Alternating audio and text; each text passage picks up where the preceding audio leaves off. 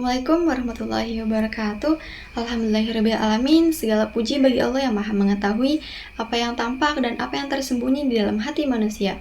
Salawat serta salam semoga tercurah limpahkan kepada Nabi Muhammad SAW, teladan terbaik dalam menghadapi setiap ujian.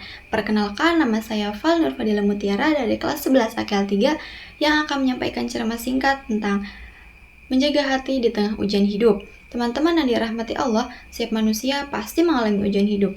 Ada yang diuji dengan kesedihan, diuji dengan kehilangan, dan ada yang diuji dengan orang-orang yang datang lalu pergi di dalam hidup mereka. Nah, tapi ingat, Allah tidak akan menguji hambanya kecuali sesuai kemampuan hamba itu sendiri. Allah Subhanahu wa Ta'ala juga berfirman dalam Quran Surat Al-Baqarah ayat 286, yang artinya Allah tidak membebani seseorang melainkan sesuai kesanggupannya.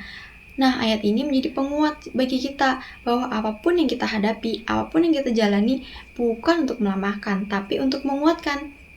Nah, teman-teman yang dirahmati Allah, ujian itu bukan karena peristiwanya yang susah, tapi bagaimana hati kita menghadapinya, karena hati adalah pusat dari segala perbuatan. Rasulullah SAW bersabda, "Ketahuilah, di dalam tubuh manusia ada segumpal darah. Jika ia baik, maka baiklah seluruh tubuhnya, dan jika ia buruk, maka buruklah seluruh tubuhnya. Ketahuilah, segumpal darah itu ialah hati." Maka pelajaran terbesar kita adalah menjaga hati. Bagaimana caranya? Caranya yang pertama yaitu dengan mengingat Allah. Ketika hati kita gelisah, kembalikan kepada zikir. Allah Subhanahu wa Ta'ala berfirman, hanya dengan mengingat Allah, hati menjadi tenang, dalam Quran Surat Ar-Ra'd ayat 28. Yang kedua yaitu dengan bersyukur. Kadang kita hanya fokus pada luka, hingga lupa Allah masih memberikan banyak hal sekali untuk kita tersenyum pada hari ini. Yang ketiga yaitu dengan cara berbaik sangka kepada Allah. Hal yang Allah tolak bukan berarti buruk. Hal yang Allah tunda bukan berarti hilang. Allah pasti akan menentukan waktu yang terbaik meski kita belum merasakannya pada hari ini.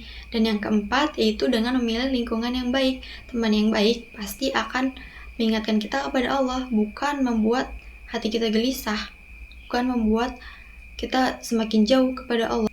Teman-teman yang dirahmati Allah, ujian hidup itu bukan berarti karena Allah nggak sayang kita.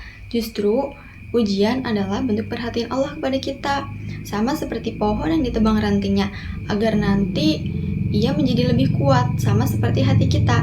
Semoga Allah menjaga hati kita, menguatkan langkah kita, dan menjadikan setiap ujian sebagai menuju jalan kebaikan. Sebelum ceramah ini ditutup, saya akan menyampaikan sedikit pantun. Mentari pagi terbit membawa cahaya, burung berkicau di pagi hari. Jika hati dekat dengan Sang Pencipta, insya Allah hidup terasa lebih berarti. Pandang pertama lihat Nona langsung suka.